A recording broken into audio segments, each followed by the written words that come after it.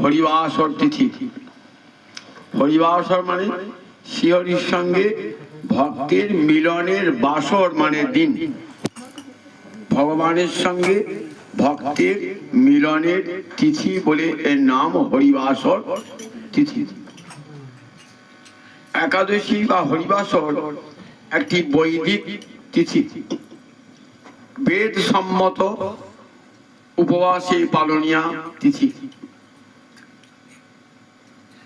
একাদশী মহাপুণ্যা সর্ব পাপ প্রণাশিনী ভক্তেশ্ব দীপনী বিষ্ণু পরমার্থ গতি প্রদান। বলেন একাদশী এমন এক পুণ্যদায়ক ব্রত যার আর দ্বিতীয় বিকল্প নাই।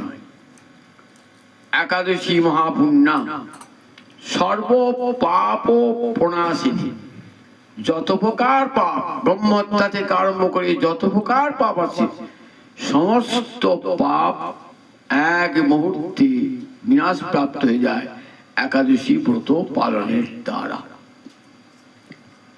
ভক্তেশ্ব দীপনী, আর একাদশীর মুখ্য ফল, এটা তো গৌণ ফল গেল,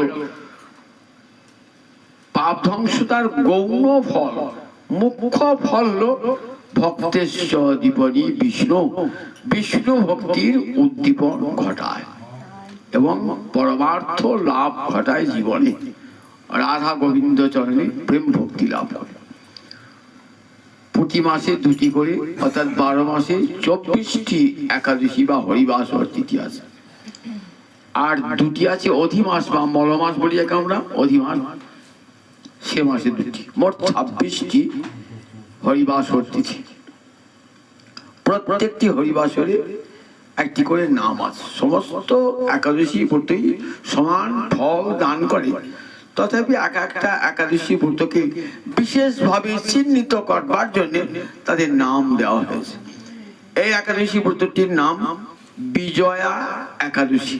এর আগের একাদশীকে জয়া একাদশী, এটা বিজয়া একাদশী। নামটা শুনে বুঝতে পারছেন যে একাদশী ব্রত পালন করলে সর্বক্ষেত্রে বিজয় লাভ হয়ে থাকে, তাই বিজয়া একাদশী। আমরা পুরাণে পাই রামচন্দ্র বনবাসে রয়েছেন 14 বছর। রাবণ সীতাকে অপহরণ করে নিয়ে গেছে। রামচন্দ্র লক্ষ্মণকে সঙ্গে নিয়ে সীতা অন্বেষণে বার হয়েছেন। ঋষ্যমুখ পর্বতে গিয়ে সুগ্রীবের সঙ্গে তার মিতালি হলো। সেখানে হনুমানকে